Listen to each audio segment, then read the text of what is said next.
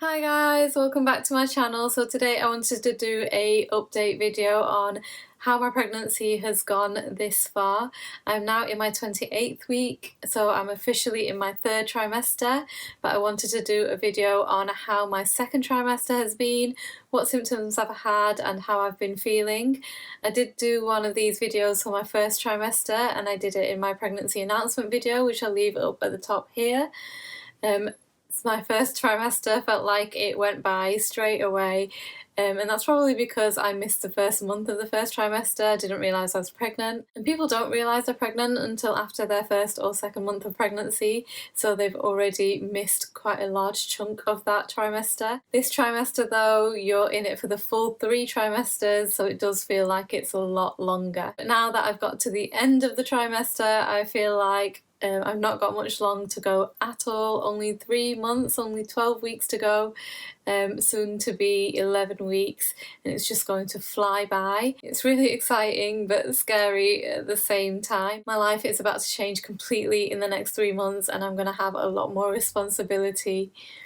So I am a little bit nervous about that. To start with, it wasn't very different to my first trimester. I was still quite fatigued and lacked energy. I didn't really feel motivated to do much, but again, that's probably because I was also on furlough and not working, and sometimes when you've not got anything to get up for, you do become more lazy. But I would find that just going for a walk with Fahmid to town and back, I would just be drained when I got back and would need to nap. Didn't have any motivation to film YouTube videos, and this is when I was filming my upload documents videos as well. I really struggled to create it, and that's why it's taken me so long to upload it. Towards the end of the second trimester, that fatigue had completely disappeared. When I got to 26 weeks, I began nesting, and that urge to nest is so strong. I was going out every day, looking at baby clothes, buying baby clothes, returning stuff I didn't need, looking into other things that I needed, like car seats, baby carriers, baby monitors, all sorts, and I just felt the need to get things sorted. I have cleared this wardrobe out at the back here of all my Asian clothes. They don't fit anymore just because of the growth. They're not stretchy, so they don't fit. So I've packed those away into suitcases under the bed, and then I've moved all my makeup, which is in drawers in front of me, into that cupboard, and now these drawers are empty, ready for his clothes.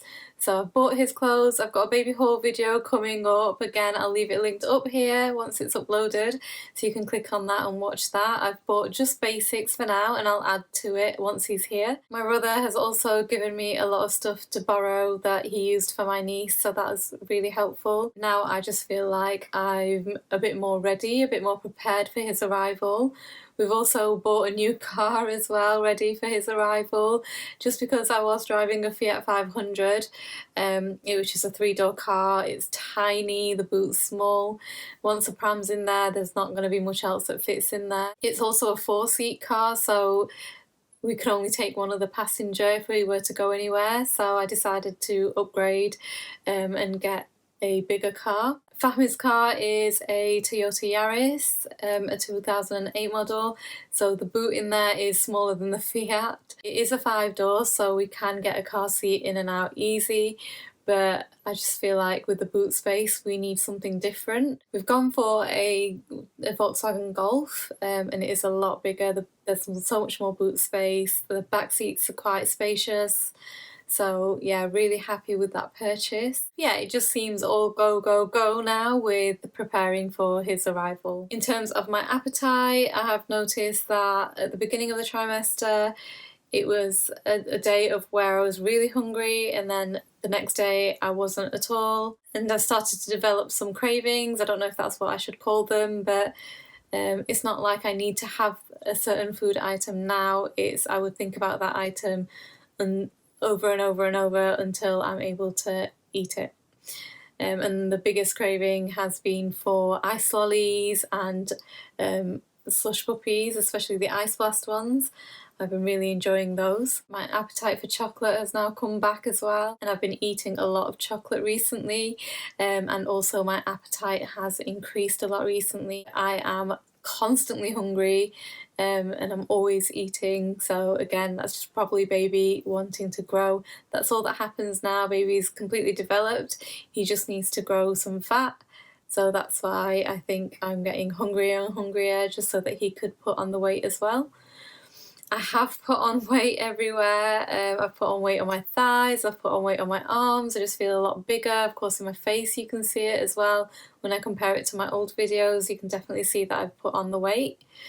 Obviously that's normal in pregnancy, it's not something that bothers me as much, but yeah, it's just a symptom that I've noticed. Pretty much at some point every month in my second trimester I feel like I've had a bit of a growth spurt where my stomach's just felt so bloated, so stretched out, my back has been aching, and I've been really uncomfortable in bed.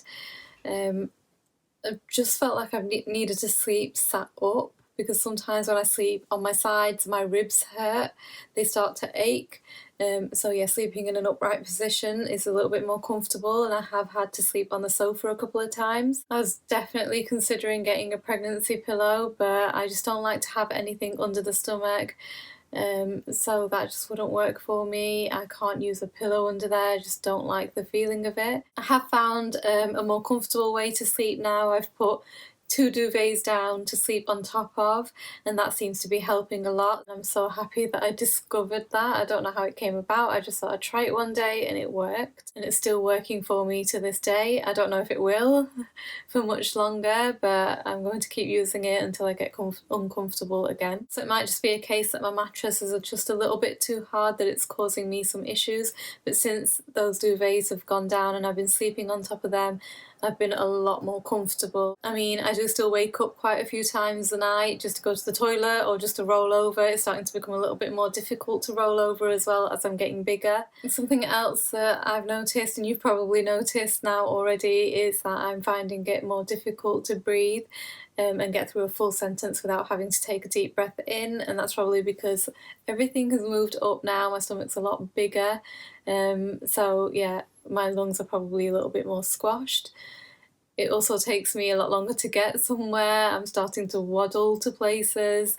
My colleagues have teased me about it as I can't keep up with them. It's become really obvious now that I'm pregnant. I can't hide it anymore. Anyone that meets me will know. The bump is definitely there now. My skin now as well is starting to get quite itchy, so I am using some bio oil. I started using that from about 12 weeks just to help prevent stretch marks or anything and to allow the skin to stretch. I did towards the beginning of the trimester get a bruise-like feeling right at the middle top of my belly. And it was bruised to the touch, and the skin there just feels a bit sunburned. It still does feel sunburned, but the bruising has gone. I did mention it to my midwife, but she just passed me over to the doctor who told me it was heartburn, but I don't think that that's right. I have suffered from heartburn in this trimester, and I am taking some Gaviscon every now and then. I don't often have to take it, but heartburn is something I've never suffered from before. It hasn't helped this bruising feeling. The bruising did last for a few weeks, it didn't help it, and now it has gone. Instead of that, I do get some pain lower down on my lower right stomach. It lasts for about 3 days and then it disappears like it never happened, and then a few weeks later it'll come back. Again, I'm guessing that's just something to do with my uterus growing, probably some round ligament pain. I'm not sure, I have mentioned it to the midwife, but they've just told me to keep an eye on it. It can be quite bad sometimes. Usually it lasts, like I said, 3 days, and on the 3rd day it's the worst, but then by day 4 it's completely gone. I do feel like it comes on when I've worked a long shift at work and I've been twisting and turning and probably overexerting myself, so that's probably what it is, and I need to learn to take it easy a little bit more. I'm noticing that I've had a few more headaches in this trimester as well. I normally never get headaches. I'm not somebody that takes medication or anything like that either, but I have had to take paracetamol quite a few times just for the headaches. Just to help me get to sleep at night. Also, what I've noticed is that I've developed the linea nigra in this trimester as well. It doesn't bother me, but it's definitely there. What is bothering me though is I've noticed some darkening under both armpits. and my skin here is starting to get darker. So I really do hope that those disappear. I've noticed that my hair has stopped falling out. It was falling out like crazy prior to pregnancy, but in the second trimester I've noticed it's stopped. My nails look a little bit stronger. They've always been quite strong, but they seem a little bit stronger as well, so that's all positive, and I hope that continues. So there are definitely some benefits of the pregnancy, but I have heard that once baby is here, the hair starts to fall out, so hopefully I don't lose too much. It is something that I used to worry about before I got pregnant, so I don't want to have to worry about it after as well. I started feeling baby move at around 18 weeks. I just felt a few flutters in my lower stomach, kind of like little bubbles. Of course I wasn't sure whether it was gas. As a first time mum, I don't really know what to look out for, but I was assuming that it was him, and I would just feel it every now and then. It wasn't really consistent. Of course, as I've developed, I've felt him stronger and stronger. Around 23 weeks-ish, when I got COVID, I did feel like he had stopped moving as much as he used to, and I did wonder if it was related to the blood thinners that they put me on, but the midwife said it's not related. And she did have a Doppler on my stomach and told me that he was moving absolutely fine. And again, in my last midwife scan, it was the same situation. Didn't really feel him move, but as soon as that Doppler goes on, he moves absolutely fine. And she was telling me that he's having a party in there, and I couldn't feel him, so I knew that everything was okay. I can feel him a lot stronger now though, and he's been moving all day today, which just means that everything is good. It lets me know that everything is good.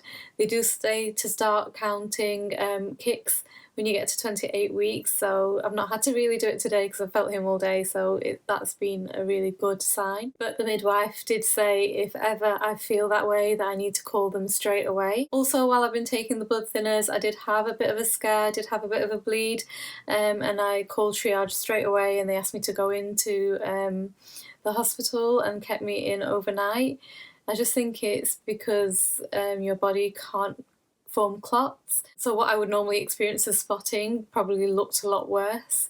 But I'm glad that they took it seriously and they monitored me, but everything turned out to be fine and I was discharged the next day. The reason I was on the blood thinners is because I got COVID at 23 weeks. They say that when you're pregnant, you're prone to blood clots anyway, and then when you've got COVID, you're more likely to get blood clots on COVID. So I was like twice more likely to get blood clots, so that's why they provided me with thinners. I did have to inject them myself. I couldn't do it, so I had to get my husband to do it for me, and I couldn't watch him do it. I think on 2 occasions I did watch him do it, and I kind of pushed his hands out the way and he had to inject me again. So I just looked away and made him just count me down. Normally I'm absolutely fine with getting injections. I'm fine having IVs put in, blood taken, but for some reason, I think because it was him and he's not a professional, I just panicked. My COVID symptoms were very mild. I didn't really have many symptoms. I did develop a bit of a cough, and I still have that cough, and it's been over a month. It has got a lot better, so I'm hoping it goes away. Fahmi did have a bit of a fever, which didn't last very long. He was also aching. His whole body was aching. But again, like I mentioned, that didn't last very long, so his symptoms were also quite mild. Neither of us lost our taste or smell, so that was really lucky. We were able to eat everything. But since then, we have both had our first COVID jabs. When I first got pregnant, they weren't recommending it for pregnant women. But since then, of course, the evidence has come out that it is safe during pregnancy. Of course, do your own research and make your own decision, but that's the decision that I took, and I've decided to go ahead and take my first dose. My second dose, if I was to take it in 12 weeks time, would be due at 38 weeks, which I think is too close to my due date. Of course, I want me and Fahmi to be healthy at the time of the due date, just because we're not sure exactly when baby is going to come, and if he comes at 38 weeks then I would miss my appointment. So we have moved it forward to 8 weeks. The Pfizer vaccine you can have from 3 weeks after you have your first dose. So we've moved it to 8 weeks just to give us enough time to recover from the first dose, but then also give us time to recover after the second dose. Again, from the vaccine, I didn't really have any symptoms. I just had an achy arm from where they injected me, and Fahmid felt a little bit feverish for a day or two, but other than that, we didn't have any other symptoms. Of course, I had my glucose tolerance test at 24 weeks. They did tell me to wait 5 days to get my results back, and no news means good news. So I haven't heard anything, so I'm guessing that it is good news. It doesn't mean to say that I can't get it as the pregnancy progresses, but at the moment I don't have it, so I'm quite happy about that. But yeah, that's about it, guys, for the symptoms that I've had during this pregnancy. The worst symptom I've had is probably that my stomach is just growing because it's starting to get in the way. I can't bend down. It's hard for me to pull the seat forward. It's hard for me to shower. It's hard for me to cut my toenails. I did have Fahmid cut my toenails for me the last time, and thankfully they take a while to grow back in, but he'll be doing them again, and I'll probably try and get him to paint them for me before we go into hospital. But yeah, that is literally the worst thing for me, and considering everything that happens during pregnancy, for that to be the worst thing, I think is pretty good going. I do still have quite a while to go. I've got 3 full months to go, and of course the big event at the end. I look forward to going into my 3rd trimester. Not looking forward to getting bigger. I already feel so big. I don't know how I'm going to stretch anymore, but I will, I'm sure, and it's going to become really uncomfortable. And I am a little bit nervous about the birth, but I am looking forward to meeting my baby at the end of this trimester, and I can't wait to have him here. My life is going to change completely, but I'm very excited for it. I don't really have a birth plan, and I don't plan to create one either, just because I think it's so unpredictable and you don't know what to expect. I don't want to have a birth plan and it not go that way and then be upset about it, or the midwives trying to push to keep to that birth plan. I just want to keep an open mind for it and just follow whatever advice I'm given. I'm not the expert in this situation, so I'm just going to follow expert advice. But anyway, guys, that's not till another couple of months, so I will upload the whole video soon after this one, so please keep an eye out for that. Give this a thumbs up if you liked it, subscribe if you haven't already, and leave any comments down below. I'll see you next time. Take care. Bye!